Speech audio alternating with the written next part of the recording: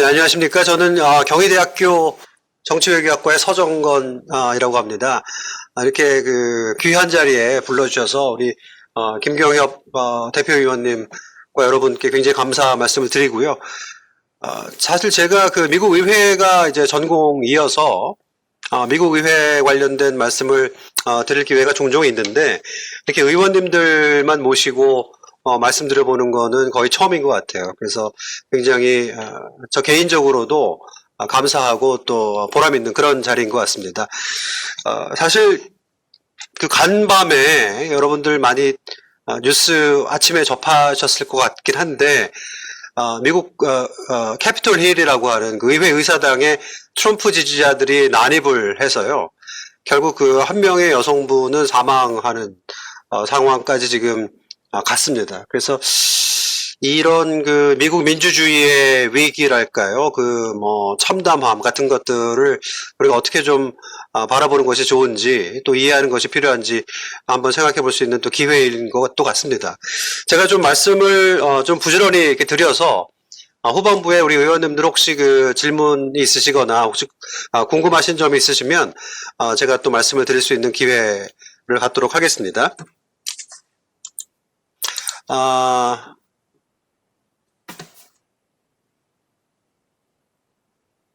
자, 제가 맨 처음에 사실 조금 드리는 말씀들 중에 제가 좀 즐겨 드리는 말씀 중에 하나인데요. 우리가 미국을 굉장히 많이 알고 있다고 생각하고 미국을 얘기를 굉장히 많이 들어왔지만 우리가 얼마나 미국을 제대로 알고 있는지에 대해서는 또 여러 가지 또 다른 의견이 있을 수 있습니다. 제가 깜짝 놀란 게 저도 이 사실을 안 지 얼마 안 되는데 그 세계 지도를 우리가 네이버에서 이렇게 찾아보면 뭐 네이버를 찾을 것도 없이 우리가 어릴 때부터 봐왔던 그 세계 지도는 지금 화면상에서 보이는 그런 지도죠. 그래서 태평양이 한가운데 있고 왼쪽에 우리나라가 있고 오른쪽에 미국이 있는 이런 나라인데 제가 깜짝 놀란 게요. 구글에서 세계 지도를 쳐보시면은 우리가 어릴 때부터 봐왔던 그런 지도가 안 나오고요. 오른쪽에 보이는 그런 지도, 대서양이 한가운데 있고 태평양은 이제 미국 왼쪽으로 이제 잘 보이지도 않고요. 그래서 이렇게 그 미국이 있고 대서양이 있고 그 다음에 그 유럽이 있고 아시아, 러시아, 중국이 나타난 이런 세계 지도가 나옵니다. 그러니까 미국을 포함한 거의 전 세계 모든 국가가 오른쪽 세계 지도를 더 익숙해 하는 거죠. 왼쪽에 우리가 알고 있는 세계 지도는 우리나라하고 일본 정도만 쓴다고 제가 지리학과 교수님한테 문의를 했더니 알려주시더라고요. 결국 그러면 그 왼쪽 그 지도에서 보면 어떤 함의가 있냐면 예를 들면 이제 북한의 어떤 그 핵 위협이나 뭐 미사일 위협 같은 것이 우리가 생각할 때는 태평양만 지나가면 미국에 금방 도달하는 것 같은, 그래서 미국 사람들이 굉장히 큰 위협을 느낄 것 같은 이런 인식을 우리가 생각해 볼 수 있는데 오른쪽 지도만 봐왔던 미국 사람들이 볼 때는 일단 그 한국이나 북한이나 이런 일본이나 이런 나라들이 어느 쪽에 있냐면 맨 오른쪽에 있죠. 그래서 우리를 극동이라고 이제 부르게 되는 겁니다. 그러니까 거기서 만일에 일단 어디 있는지도 잘 모르는 상황이고 거기서 만일에 그 미사일을 쏜다면 물론 뭐 저는 좀 상상력이 부족하지만 상상력이 뛰어나신 분들은 이제 이쪽 반대쪽으로 해서 뭐 결국 지구는 둥그니까요. 마찬가지지만 이 평면적인 지도를 놓고 볼 때는 굉장히 사실은 이게 어느 세월에 미국까지 도달하나 하는 느낌이 있을 수 있습니다. 그러니까 이 세계 지도가 굉장히 생각보다는 크게 우리의 세계관을 영향 미치는데 이 세계 지도만 놓고 봐도 한국이 미국을 생각하는 것과 또 미국이 한국을 생각하는 것과 상당한 차이가 있을 수 있다. 이런 좀 문제의식을 좀 먼저 말씀드리고요. 자, 그 다음에 이 미국은 하나의 나라인가 라고 하는 질문을 드리지 않을 수 없습니다. 이번 코로나 상황 관련돼서도 사실 뭐 미시간이라든지 또 캘리포니아라든지 이런 각 주 정부에서 이 락다운이라고 하죠. 이제 봉쇄 정책을 내리고 경제를 묶고 이제 코로나 방역에 힘을 썼던 상황에서 작년 같은 경우에 트럼프 대통령이 경제를 오픈해라, 이 락다운을 해제해라 이렇게 명령했지만 미국 대통령이 각 주의 그 주지사들이 그 주의 여러 가지 그 경제 상황이라든지 안보 보안 상황, 그 방역 상황 이런 것들에 대해서 미칠 수 있는 영향이 굉장히 작습니다. 그래서 대통령이 할 수 있는 그 일이 생각보다는 이 주에 미치는 영향이 크지 않다, 이런 것들을 좀 생각해 볼 수 있고요. 그래서 미국은 어떻게 보면 50개의 다른 나라가 모여있는 나라다라고 하는 평가가 가능할 정도로 소위 연방주의라고 하는 것이 큰 의미가 있는 나라이고요. 우리가 미국을 잘 이해하지 못하는 여러 가지 이유 중에 하나가 저는 이거라고 생각합니다. 이 텍사스에 사는 사람이 매사추세츠에 사는 사람들하고 또 생각이 다르고요. 전통이 다르고 문화가 다르고 여러 가지 정치적 이해관계가 다릅니다. 이런 그 연방주의로 묶여져 있는 이 미국이라는 나라에 대해서 우리가 좀 의식을 새로 가질 필요가 있다라는 생각을 해보고요. 자, 그래서 미국 의회는 어떤 의회인가 조금 여러분 의원님들께서 워낙 잘 알고 계시겠지만 제가 조금 소개 말씀 같이 좀 드리고 싶은 것이 이제 오른쪽의 그림은 제가 굉장히 운 좋게 대학교 4학년 때 미국 의회에 가서 인턴을 했던 경험이 있었어요. 그래서 그때 이제 한국 국회하고 미국 하원하고 대학생들을 선발해서 교류하는 프로그램이 있었는데 제가 굉장히 운 좋게 거기 선발이 돼서 옆에 보이시는 루이스 스톡이라고 민주당 그 당시 13선 의원이었는데 클리블랜드 출신이고요. 그분 사무실에서 제가 인턴십을 했던 기억이 있습니다. 그래서 그때 찍었던 이제 사진이고요. 자, 미국 의회는 세계에서 가장 강력한 의회라고 말하는데 우리가 이제 손색이 없다. 미국 헌법을 보시면 아티클 1, 아티클 2 이렇게 나가는데 아티클 1, 1장에 의회에 관련된 굉장히 자세한 그 권한 범위를 적어놨어요. 그래서 아티클 1에 보시면 의회가 미국 정치에서 가장 핵심이 되는 정치 기관이라고 하는 것을 알 수 있는 이제 그런 상황이고요. 그 다음에 주요 입법을 통해서 미국 정치 개혁을 이끄는 의회, 이렇게 생각해 볼 수 있습니다. 예를 들면 이제 대공황 이후에 1935년에 루즈벨트 대통령 당시에 소셜 시큐리티 액트라 그래서 사회보장제도를 미국 의회가 최초로 입법을 통해서 법안을 통과시켰고요. 1965년 되면 린든 존슨 대통령 때 메디케어 메디케이드라고 하는 의료보험 체계를 갖추는 것이 또 미국 의회고, 잘 아시는 대로 2001년도 September 11, 9/11 사태 이후에 페이트리엇 액트라고 해서 또 안보 관련된 굉장히 중요한 법안을 통과시킨 것이 미국 의회입니다. 2009년에 오바마 케어, 이제 2010년에 통과된 거죠. 2010년 초반부에 이제 오바마 케어라고 해서 또 의료보험 개혁을 통과시킨 곳이 미국 의회입니다. 그래서 미국 의회가 강력한 권한을 가지고 있고 또 주요 입법을 통해서 정치 개혁을 이끈 미국의 핵심 정치 제도다라고 하는 측면을 생각해 볼 수 있고요. 그 다음은 이제 입법 교착, 이제 그리드락이라고 하는데 여야 간에 합의가 안 되고 서로 입장 차이만 확인하는, 그래서 입법 정치에 실패하는 그런 의회가 최근 미국 의회 경향이라고 하는 것에 대해서 많이 알고 계실 거라고 생각이 됩니다.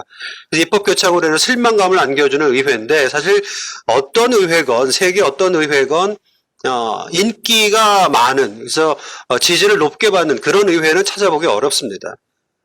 그래서 의회라는 곳이 가지고 있는 어떤 생리적 어떤 특징이 분명히 있어요. 그래서 그런 측면을 또 생각해 볼 수 있고, 또 하나 마지막으로는 이제 새로운 이슈, 또 새로운 의원 연합 등 이렇게 변화하는 곳이 미국 의회라고 생각해 볼 수 있습니다. 늘 어떤 새로운 이슈가 등장하고요. 또 이 새로운 의원들이 의회에 진입하고 또 의원들 간의 연합이 이루어지는 이제 그런 곳이 미국 의회다라고 소개 말씀 같이 제가 좀 들어볼 수 있고요. 다음에 보시면은 이제 저희가 이제 궁금한 것은 결국에는 이제 미국 의회와 외교 정책이 될 텐데요. 미국은 이제 아시는 것처럼 양당 제도가 정착되어 있는 곳입니다. 미국은 건국 때부터 한 번도 선거 제도가 바뀌지 않은 나라입니다. 그러니까 대통령 선거도 대통령 선거인단이라고 하는 제도를 헌법 채택 이후 한 번도 바꾼 적이 없고요. 또 미국 의회 선거도 이 435개, 그 당시는 435개가 아니죠. 하지만 1911년부터 435개의 지역구로 고정을 해놓고 매 10년마다 인구조사를 거쳐서 인구가 는 곳에 의석을 더 배분하고 인구가 줄어든 주에 의석을 줄이는 이런 식으로 435명의 총명을 유지하는 그런 미국 의회 시스템이 미국 하원 시스템이고요. 그 다음에 선거제도는 늘 이 지역구 의원밖에 없는, 그래서 비례대표가 한 번도 없었던 나라입니다. 435명의 미국 현역 의원은 모두가 이제 지역구에서 선출되는 의원이고, 지역구에서 한 명만 선출되는 소선거구제를 건국 때부터 지금까지 한 번도 바꾼 적이 없는 나라가 미국입니다. 자, 그렇게 되다 보니까 이제 양당제가 정착이 되는 것이죠. 소선거구제는 자연스럽게 두 거대 정당을 배출하는 정당 시스템을 만들게 되는데요. 자, 오른쪽 그림을 보시면 이제 GOP라고 하는 것은 이제 Grand Old Party라고 의원들도 이제 다 알고 계시겠지만 공화당의 별칭입니다. Grand Old Party. 그래서 GOP라고 이제 보통 부르죠. 민주당은 그런 별칭이 없습니다. 민주당은 늘 이제 데모크래틱 파티고요. 그래서 GOP와 데모크래트 해서 GOP 댐 이렇게 써놨는데, 이 오른쪽 그림이 사실은 제가 굉장히 애정하는 그 그림입니다. 제가 그린 거고요. 미국 의회 내에 그 양당제로 인한 이 정책 연합의 가능성, 시나리오, 이걸 이제 그려놓은 것인데요. 이거 4개 말고 또 있는 걸로 이제 의원님도 혹시 생각이 되시고 발견하시게 되면 저에게 꼭 좀 알려주십시오. 제가 그 2019년에 그 출판한 책에 미국 정치가 국제 이슈를 만날 때라고 하는 제목의 책이었는데, 그 책에도 담겨 있는 내용이고요. 일단 그 4가지 시나리오만이 가능하다. 첫 번째가 초당파. 그래서 이제 맨 왼쪽 위쪽에 두 정당이 같은 입장에 있는. 그래서 제가 왼쪽에 그 예를 북한 이슈라고 드러났는데요. 뭐 나중에도 말씀드릴 기회가 있을 것 같습니다. 이제 북한 이슈 관련돼서 뭐 제재라든지 혹은 북한 인권이라든지 이런 측면에 있어서는 민주당과 공화당 간에 아무 의견 차이가 없습니다. 초당파적 이슈라고 볼 수 있는데, 이게 만일에 미국 국내 정치화 돼서 어떤 대통령 발목 잡기라든지 혹은 대통령을 지지하기라든지 이런 식으로 미국 국내 정치화 되면 오른쪽에 보이시는 것처럼 당파적 이슈로 넘어갑니다.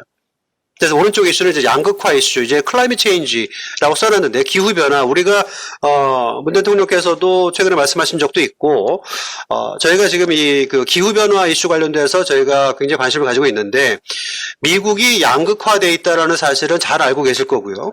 미국 정치 양극화 중에 그럼 가장 양극화되어 있는 이슈는 무엇이냐라고 혹시 질문을 하신다면 이 이슈입니다.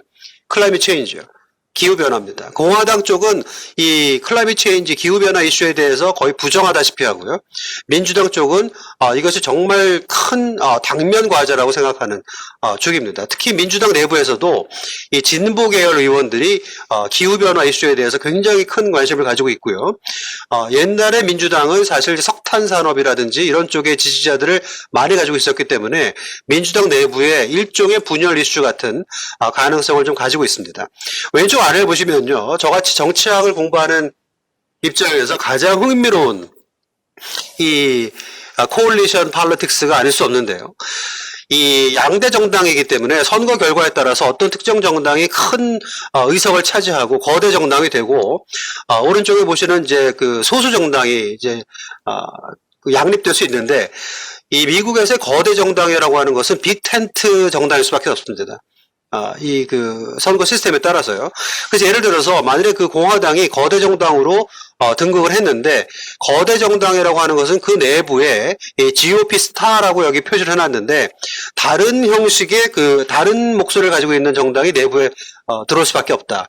이런 상황에서 소수 정당이 다수 정당의 소수파와 연합해서 이 웨지 이슈라고 하는데 분열 이슈를 만들어내고, 이 이슈가 어떻게 보면 소수 정당이 원하는 방향으로 입법이 되는 상황, 이런 상황일 수 있습니다. 현재 이민 이슈고, 또 오른쪽에 보시면은 두 정당 모두 내부적으로 분열이 되어 있는 그런 상황인데, 이런 이슈를 동시 분열 이슈라고 볼 수 있습니다. 그래서 이런 것들 좀 뭐 자세하게 말씀을 드리기에는 좀 시간 관계상 모자랄 텐데, 나중에라도 혹시 말씀드릴 수 있는 기회가 있으면 좋겠고요. 자, 다음 그 이제 슬라이드를 보시면요. 그래서 방금 말씀드린 그 4가지 그 초당파, 그다음에 그 당파, 그다음에 분열 이슈, 그다음에 동시 분열 이슈, 이렇게 4가지 이 그 정책 연합 가능성을 이제 놓고 볼 때 미국 의회가 역사적으로 중국 이슈를 어떻게 다뤄왔는지 제가 간단히 이제 그림을 가지고 조금 설명을 드리려고 합니다.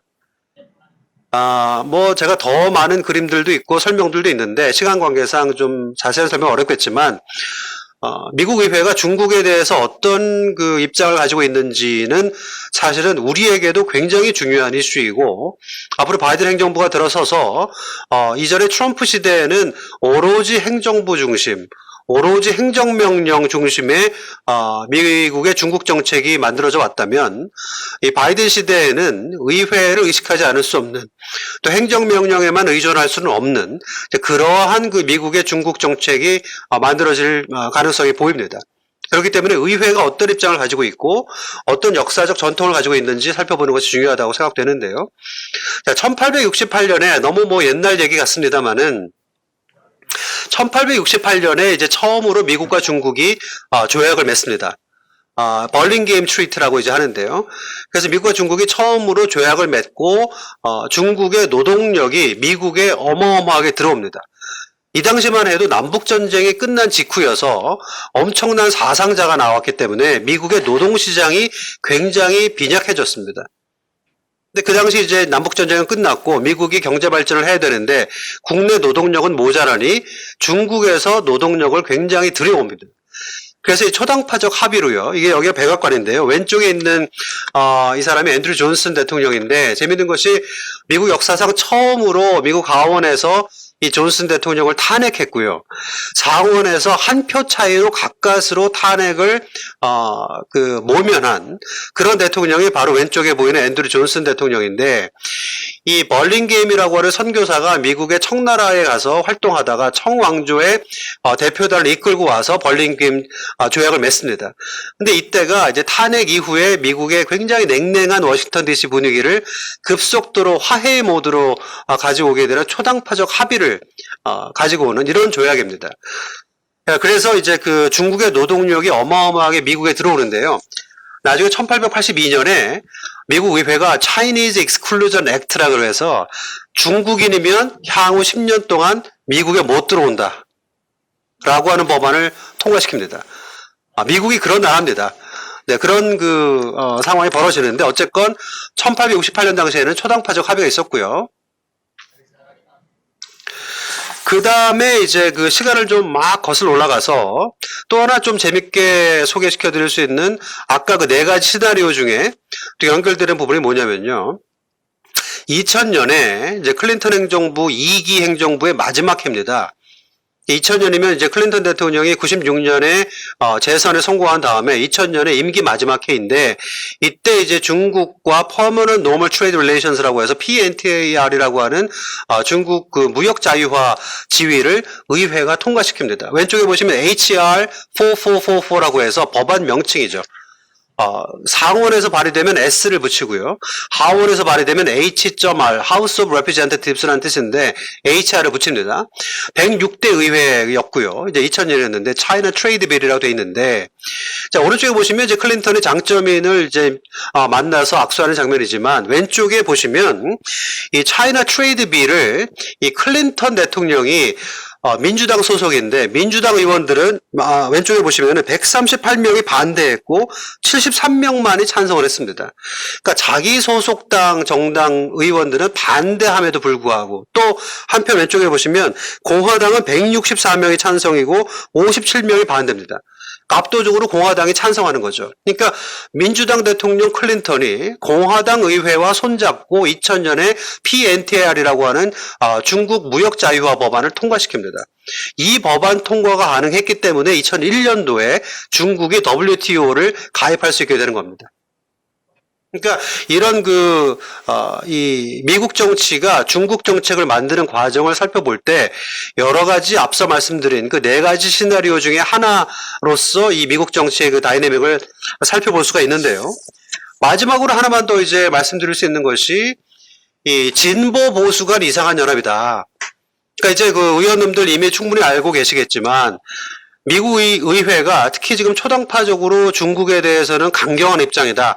뭐 미디어를 통해서도 또 여러 가지 전문가를 통해서도 이미 충분히 알고 계실 텐데요. 저는 조금 이제 제가 학계에서도 소수파이긴 합니다만은 조금 의견이 다릅니다. 생각해 보시면요. 미국 의회가 중국 이슈 관련돼서 메이저 레지슬레이션, 주요 입법을 통해서 중국 관련 정책을 만든 것은 조금 전에 보여드린 2000년에 클린턴이 중국 자유화 법안을 밀어붙여서 통과시킨 그 사례가 마지막입니다. 지금 이제 2021년이 됐으니까요. 21년 전 상황입니다. 2000년 이후에는 미국 의회가 중국과 관련돼서 주요 입법을 통해서 미국 의회 입장을 정한 적은 없습니다. 자, 2005년도 상황인데요. 지금 이 슬라이드를 통해서 보시는 것이, 자, 왼쪽은 이제 린지 그레이엄이라고 하는 지금 그 트럼프의 최측근 의원이고요. 지난 이제 11월 달에 2020년 11월에 사우스캐롤라이나에서 재선에 다시 성공한 지금 미국 상원의 법사위원장이고요. 오른쪽은 척 슈머라고 굉장히 머리가 좋게 생긴 분이죠. 이분이 SAT 만점 받았다고 하는데요. 이분이 뉴욕 연방상원의원이고 민주당의 상원 원내대표입니다. 자, 보시면 사우스캐롤라이나의 트럼프 최측근 린지 그레이엄하고요. 오른쪽에 뉴욕 출신 민주당 상원 원내대표가 둘이 쏙닥쏙닥거립니다. 이 두 사람이 평소에는 대화도 안 합니다. 평소에는 밥도 안 먹는 사이죠. 한쪽은 굉장한 보수파 의원이고 한쪽은 굉장한 진보파 의원인데 이 두 사람이 2005년에 조지 W 부시 아들 부시 대통령 당시인데요. 중국이 위안화를 평가절하한 것을 철회하지 않으면 미국이 중국으로부터 들여오는 모든 중국 수입품에다가 27.5% 일괄 관세를 부과하겠다고 하는 법안을 상정합니다. 그러니까 미국에 들여오는 중국 수출품 전체에 27.5% 관세를 부과하겠다고 했으니까 어마어마하게 굉장히 강경한 중국 법안인 거죠. 이걸 이제 제출하고 그 당시 미국 상원에서 거의 70명 가까운 지지 의사를 밝힌 의원들이 등장하게 됩니다. 근데 아들 부시 대통령이 이 두 의원들한테 읍소를 해요. 내가 행정부가 이 중국 커런시 머니퓰레이션 이 문제를 해결하겠으니 의회에서의 활동은 좀 자제해달라 라고 해서 일단 지켜보는 걸로 이 의원들이 물러났습니다. 그래서 입법을 한 적은 없지만 이 당시에 진보 보수 간 소위 이상한 연합이라고 제가 번역을 한 것인데요. 미국 표현에 strange bedfellows라고 하는 것이 있습니다. 적과의 동침 뭐 이런 표현일 거예요. bedfellows니까요. 이상한 진보 보수 간 연합이 있었는데 이것이 2005년 상황이고 지금 현재도 이 진보 보수 간의 연합적인 상황으로 이 중국에 대해서는 거의 초당파적 상황이 만들어지고 있는 것은 분명합니다. 그렇지만 제가 꼭 말씀드리고 싶은 것은 진보 보수가 연합해서 입법을 한 것이 있는가 과연 그런 것은 아직 없다. 관련돼서 드릴 수 있는 말씀은요. 자, 2020년에 작년이죠. 4월 달에, 이제 코로나가 미국에서 굉장히 이제 급속도로 번지고 굉장히 초기에 엄청난 위기 상황이 만들어졌을 때 옆에 SEN은 이제 세니터를 표현하는 것이죠. SEN.이라고 하면 세니터를 얘기합니다. 자시 하울리라고 하는 괄호 열고 R 그다음에 하이픈 M5는 미주리주를 이제 약칭으로 미국은 두 글자로 각 주의 약칭이 있는데요. 미주리주의 리퍼블리칸, R은 리퍼블리칸입니다. 공화당 초선 의원입니다. 이분이 이제 자시 하울리라고 하는 의원이 Justice for Victims of COVID-19 Act라고 하는 이제 법안을 발의합니다. 2020년 4월 14일 날이요. 근데 이 자시 하울리라고 하는 사람이 누구냐면은 사실 미국 시간으로 이제 어저께 1월 6일 날 미국 헌법에 보시면 새 의회가 개원하면 미국은요 이제 의회 개원 날짜를 수정 헌법에다가 못을 박아놨습니다. 그러니까 대통령 취임 날을 1월 20일 정오로 못 박아놓은 것과 같은 내용에다가 1월 3일에 개원한다라고 미국 헌법에 못을 박아놨어요. 그래서 우리 국회는 여러 가지 개원 협상 등등 통해서 개원이 제때 못 이루어지는 그런 그 사례가 있는데 비해서 미국은 1월 3일 날 개원하도록 미국 헌법에 정해놨습니다. 그래서 보시면 1월 3일이 일요일이었어요. 올해는. 그럼에도 불구하고 미국 의회가 1월 3일 정오에 개원을 했습니다. 그런 다음에 첫 번째 하는 이제 그 의사 일정이 하원 의장을 선출하는 것이었고요.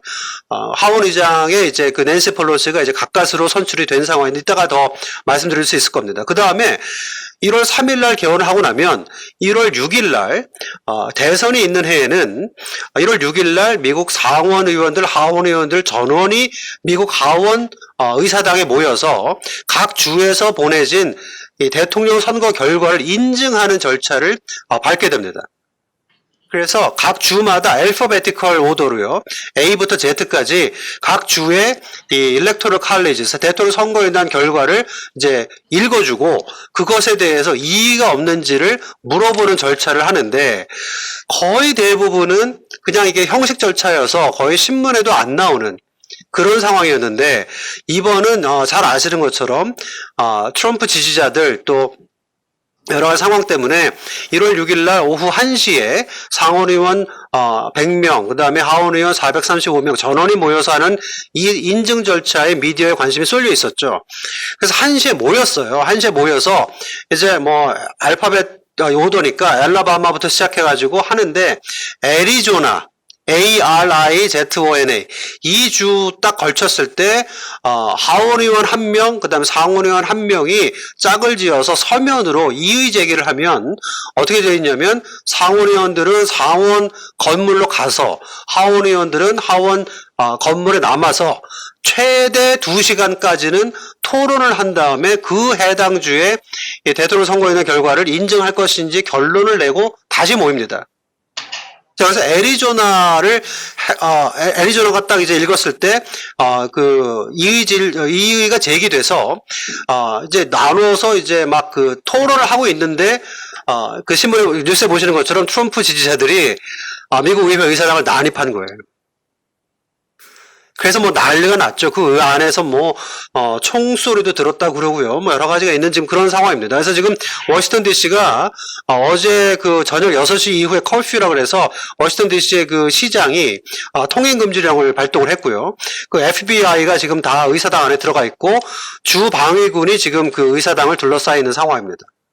지금 뭐 어마어마한 지금 그런 상황이 벌어졌는데 그 전날에는 1월 5일 날 조지아 연방상원 선거가 있었고 지금 그 2석이 걸렸었는데 한 석은 이미 워낙이라고 하는 민주당 도전자가 이긴 걸로 결과가 나왔고요. 다른 한 석도 존 어서프라고 하는 민주당 상원 도전자가 이기고 있는 것으로 거의 이긴 것으로 지금 나온 상황입니다. 그래서 상원 2석을 조지아에서 다 민주당에 가져가면 50대 50이 되고 타이 브레이킹을 카멜라 해리스 부통령이 할 수 있기 때문에 그 상원도 민주당에 가져가는 것으로 나중에 조금 더 말씀드리겠지만요. 자, 말씀 길어졌지만 이 자시 하울리라고 하는 사람이 누구냐면 상원 의원들이 계속 침묵하고 있었는데 이 사람이 가장 먼저 이 1월 6일 날 이 이의 절차에 있어서 자기가 문제 제기를 하겠다고 공개적으로 나선 사람이 이 사람입니다. 그래서 이 사람은 그 미니 트럼프라고 하는 별명이 있을 정도로 트럼프와 굉장히 유사한 정치 스타일을 보이는 사람인데 미주리 초선 상원 의원이에요. 이 사람이 발의한 법안이 Justice for Victims of COVID-19 Act인데 여기 보시면요. allowing 그 네 번째 줄인데 allowing courts to freeze Chinese government assets. 그러니까 미국 내의 중국 자산을 동결해서 미국 사람 중에 코비드-19으로 피해를 입은 사람들에게 피해 보상을 하겠다. 그러니까 말도 안 되는 얘기인데 이 법안을 발의한 거예요. 자, 그래서 방금 말씀드린 것처럼 이런 법안들을 미국 의원들이 발의를 하는데 맨 위에 지금 제가 적어놓은 것처럼 표결은 절대 가지 않을 겁니다. 만일에 이런 법안이 표결까지 가서 표결 상황이 이른다 그러면 정말 미중 관계는 파탄이라고 밖에 볼 수 없는 거겠죠.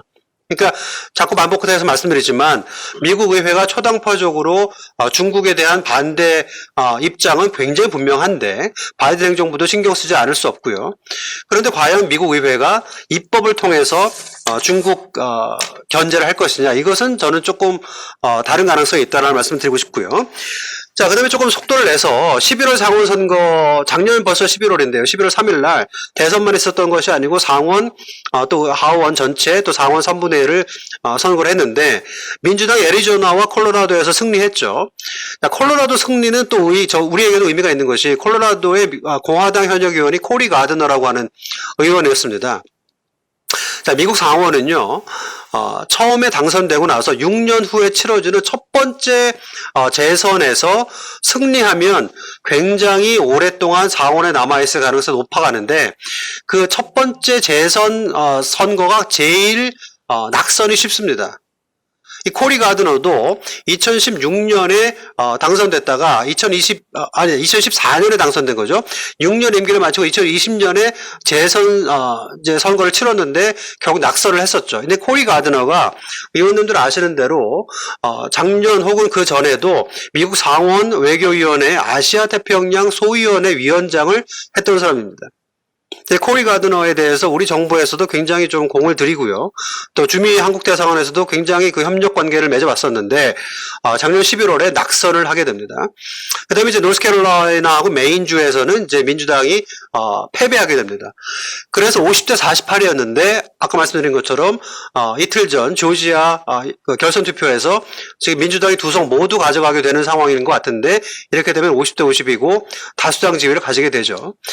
자, 그래서 지금 뭐 벌써 미국 정치 관련돼서 우리 언론에서 뭐 트리플 크라운이다 뭐 이런 얘기까지 나오는데요. 1월 20일 날 이제 그 바이든 대통령이 취임을 하게 되면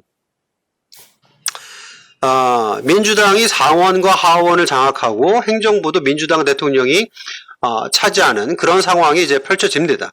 자, 그러면 상원에서의 다수당 지위라고 하는 것은 어떤 의미가 있느냐?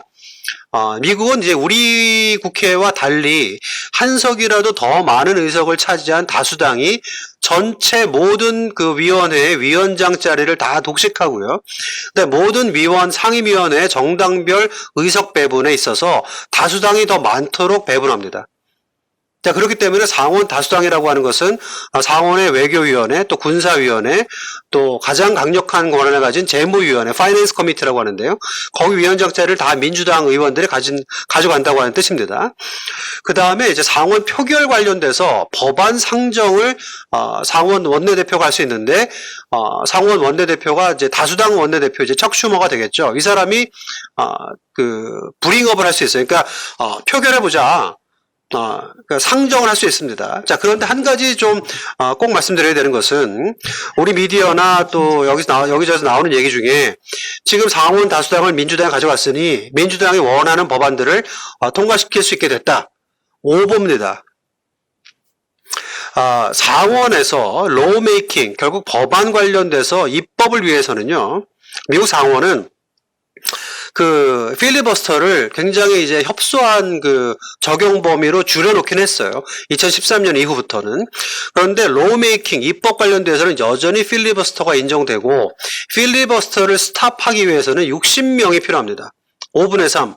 우리 국회법에도 무제한 토론을, 이제 그 스탑하기 위해서는 5분의 3, 180명을, 규정해 놨는데, 미국의 그 5분의 3이라고 하는 슈퍼 머저리티를 이제 그 원용한, 측면이 있습니다.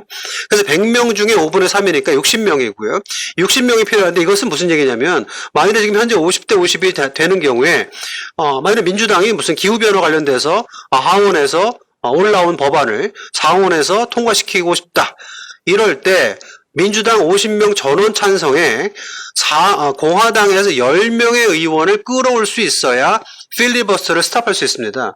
그런데 공화당에서 10명의 의원이 지금 현재 양극화 시대에 더군다나 정권도 빼앗긴 시대에 민주당이 10명 의원이 넘어가서 협조할 가능성은 제가 볼 때 거의 없습니다.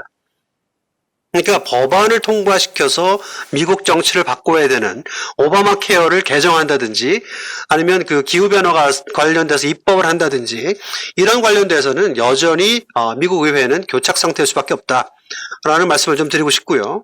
그 다음 또 하나 중요한 것은 이제 상원 다수당이 되면 대법관이라든지 장관 등 대통령이 이제 지명한 인사들에 대해서 이것은 이제 단순 과반수만 필요합니다. 여기에는 필리버스터를 예전에는 걸 수 있었는데 필리버스터를 없애놨어요. 그래서 51명만 필요하기 때문에 대통령의 그 행정부 인사 관련돼서는 훨씬 더 유리한 측면이 있다. 그래서 중도파 의원들 영향력이 이제 올라갈 것이다라는 말씀을 좀 드릴 수 있고요. 그 다음에 이제 그 하원 선거는 예상 밖으로 민주당이 참패했습니다. 13명의 민주당 현역 의원이 낙선했고요. 공화당 현역 의원은 전원 재선되는 굉장히 사실은 예상 밖의 결과가 나왔습니다. 그래서 현재 그 민주당 하원에 222명이 돼 있고요. 근데 이 중에서 그 세드릭 리치몬드라고 하고 또 마시아 퍼즈라고 하는 현역 의원을 바이든 행정부가 차출했어요. 그래서 그 보궐선거를 치러야 되는데 보궐선거가 또 일정이 또 시간이 걸리기 때문에 개원해서 당분간은 222명에서 2명이 모자라운 220명의 머저리티를 가지고 미국 의회가 움직일 수밖에 없다. 미국 의회 하원의 과반수는 218명입니다. 이렇게 되면 2명 딱 넘어선 다수당 지위를 민주당이 당분간 가지고 되는 거죠. 그래서 민주당이 그 하원 선거에서 왜 참패했는지 그 원인 분석 관련돼서 지금 중도파와 이 그 혁신파 간에 여러 가지 그 갈등이 잠복돼 있는 그런 상황이고요.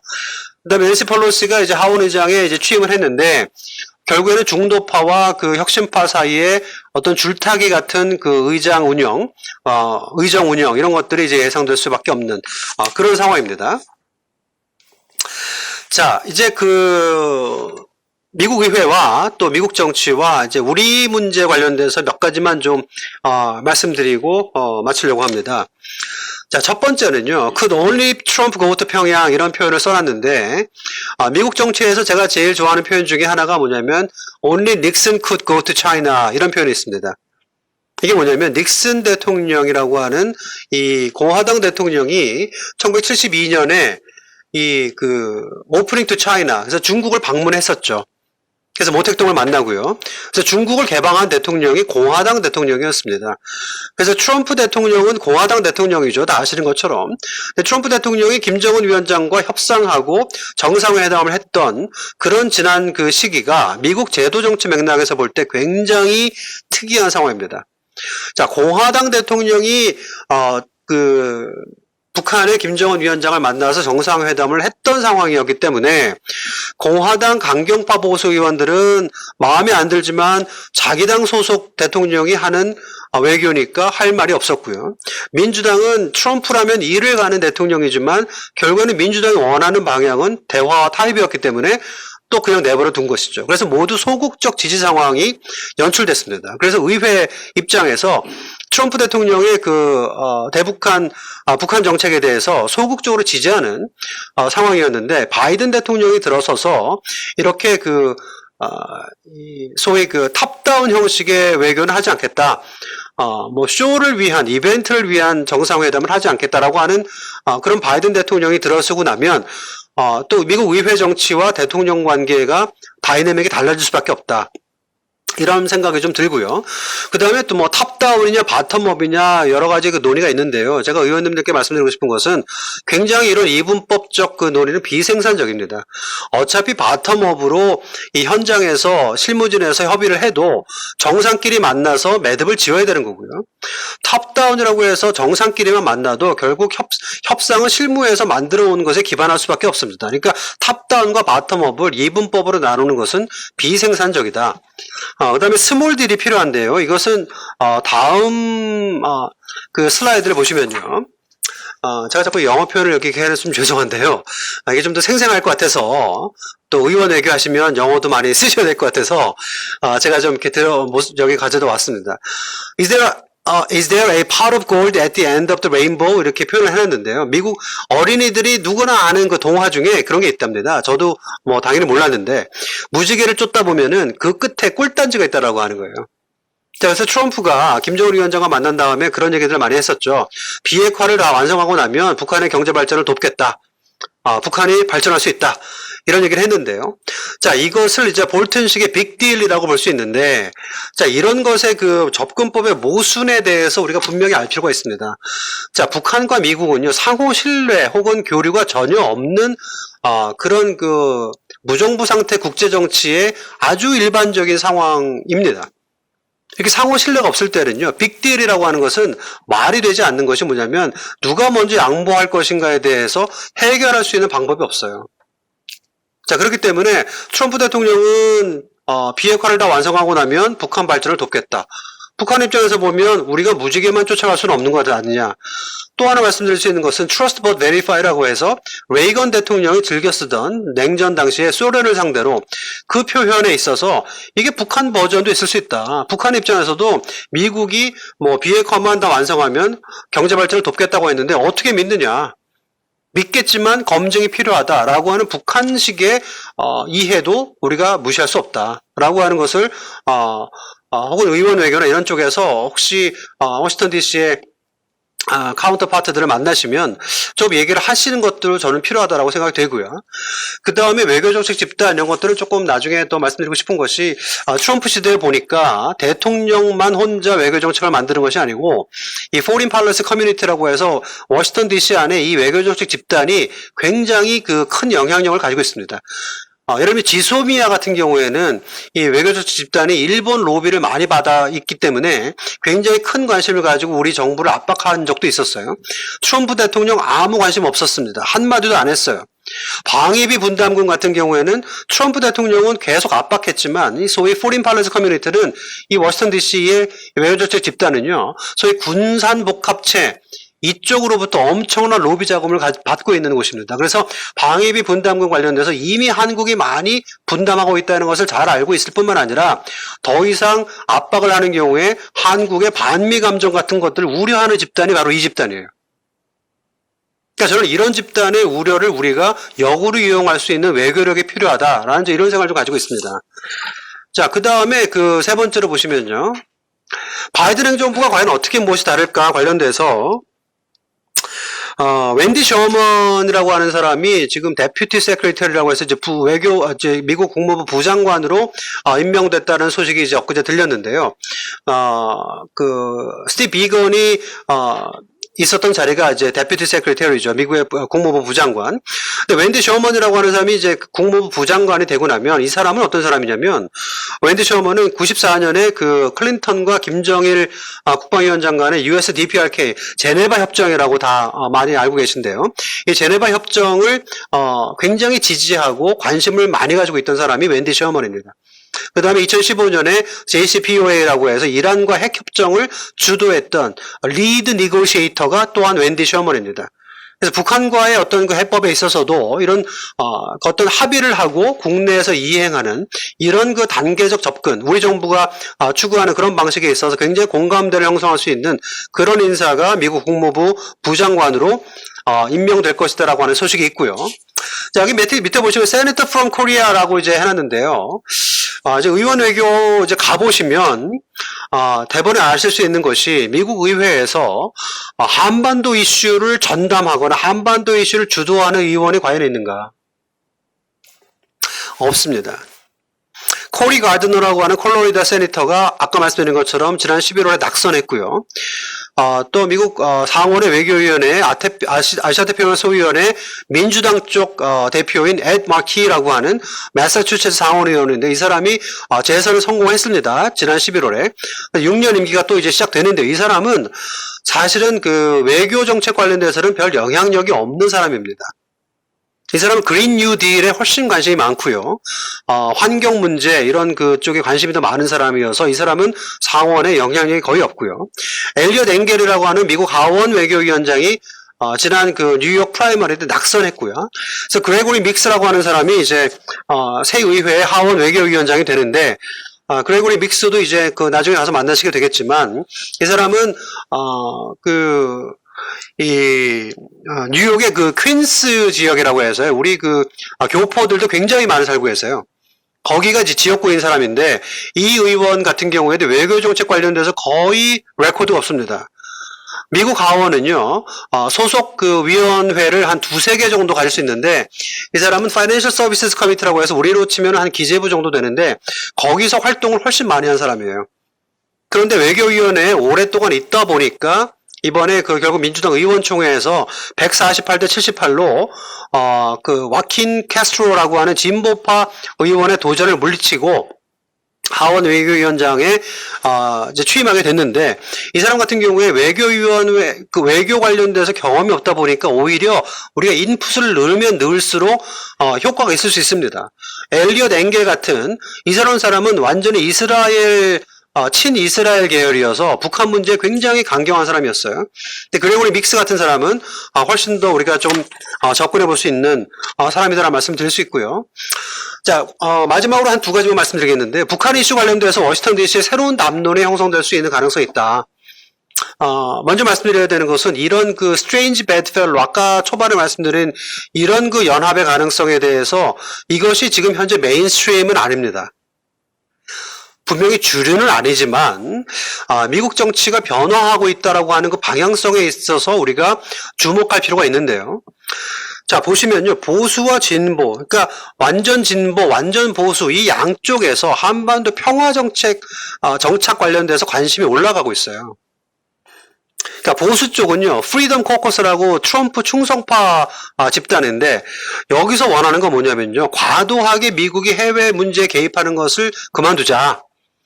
그래서 트럼프, 김정은 협상 같은 것을 찬성하는 공화당 내 세력입니다. 아까 말씀드린 것처럼 공화당의 주류 세력들은 이 김정은 위원장과의 협상이라든지 북한의 어떤 그 대화라든지 이런 것들을 반대하는 강경 보수파가 많은데도 불구하고 이런 프리덤 코커스 한 30명 정도 되는데요. 이 의원들이 이쪽 세력은 공화당이지만 트럼프 김정은 협상을 찬성하고 과도한 미국의 해외 문제 개입을 반대하는 거죠. 진보파 쪽에서는 프로그레시브 코커스라고 있는데 이쪽은 뭐냐면요. 이쪽 사람들이 원하는 것은 미국 국방비 삭감이에요. 이 사람들이 원하는 것은 클라이밋 체인지라든지 오바마 케어 개혁이라든지 미국 국내 정치 개혁을 원하는데 이런 것들을 하려면 당연히 돈이 듭니다. 근데 미국이 갑자기 어디서 돈을 만들어낼 수 있는 자원을 만들어낼 수 있는 방법이 없어요. 갑자기 생산성이 올라가서 수출을 많이 할 것도 아니고요. 미국 경제 굉장히 어렵지 않습니까? 근데 이런 상황에서 이런 클라이밋 체인지라든지 이 그 오바마 케어 개혁이라든지 이런 자기네들이 원하는 어젠다를 밀어붙이기 위해서는 미국의 현재 예산 중에 일부를 삭감해야 되는데 이 사람들이 원하는 삭감 내용은 국방비인 거죠. 국방비가 어마어마하게 미국에 책정되어 있습니다. 그래서 미국의 군사주의를 축소하고 국방비를 삭감하기 위해서는 한반도의 평화 무드가 조성되는 것이 굉장히 필요한 겁니다. 그러니까 정말 대놓고 말씀드리면 이 미국의 민주당 내 진보파 의원들이 한반도 평화를 원해서 한반도 평화를 얘기한다기보다는 자기네들 미국 정치에서 자기네들이 원하는 어젠다를 밀어붙이기 위해서 재원이 필요한데 국방비 삭감을 위해서는 평화 모드가 필요하다. 자, 이런 부분에 대해서 우리가 알고 가는 것하고요. 또 모르고 가는 것하고는 엄청난 차이가 있다고 저는 생각이 됩니다.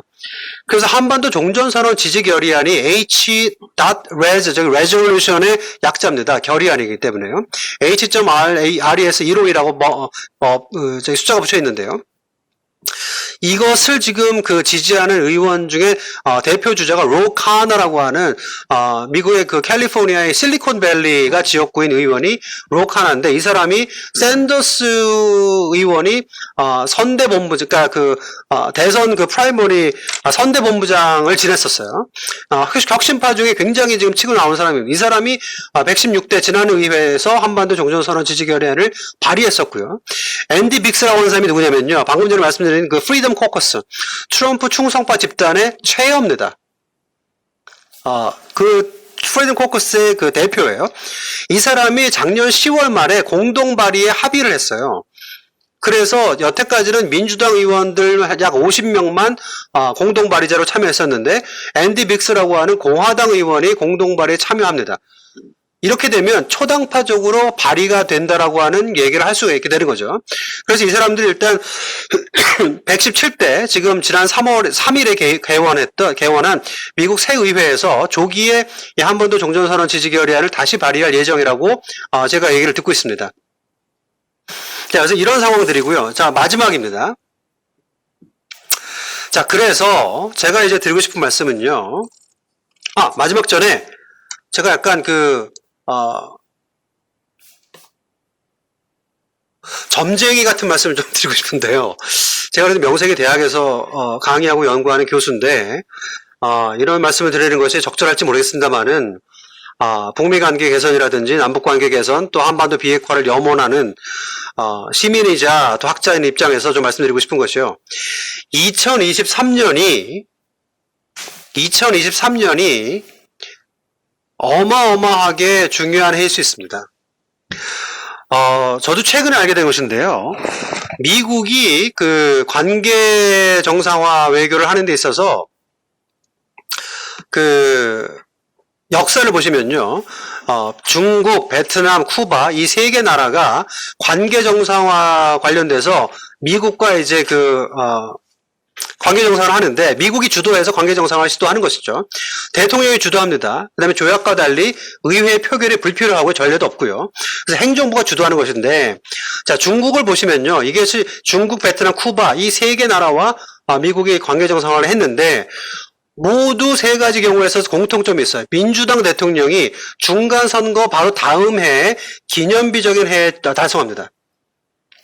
중국과 1979년에 카터 대통령이 중간선거 다음 해에 관계 정상화를 하는데 중국 공산화가 49년에 있었으니까 30년을 한 거고요.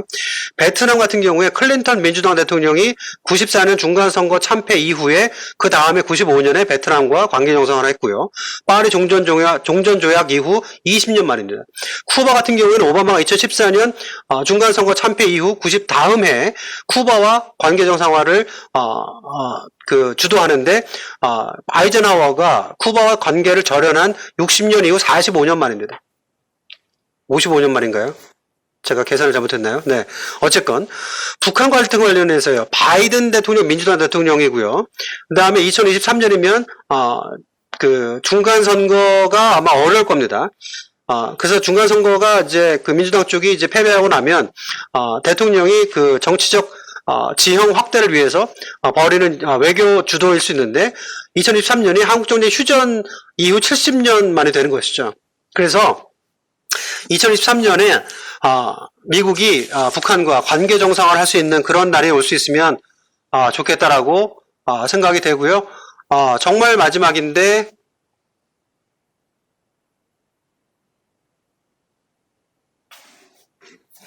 우리 국회 대응 전략 세 가지인데요. 일단 우선은 외교정책 관련돼서 정책 청문회가 좀 활성화됐으면 좋겠습니다. 대북전단 살포금지법 관련돼서도 정책 청문회가 좀 더 활성화돼서 우리나라 국내에서 여론이 잘 만들어지고 이런 것들이 확실히 되는 상황이라 그러면 우리가 뭐 미국을 상대든 유럽을 상대든 이 법이 왜 필요했는지를 훨씬 더 우리가 국내 민주주의를 기반으로 얘기할 수 있지 않나.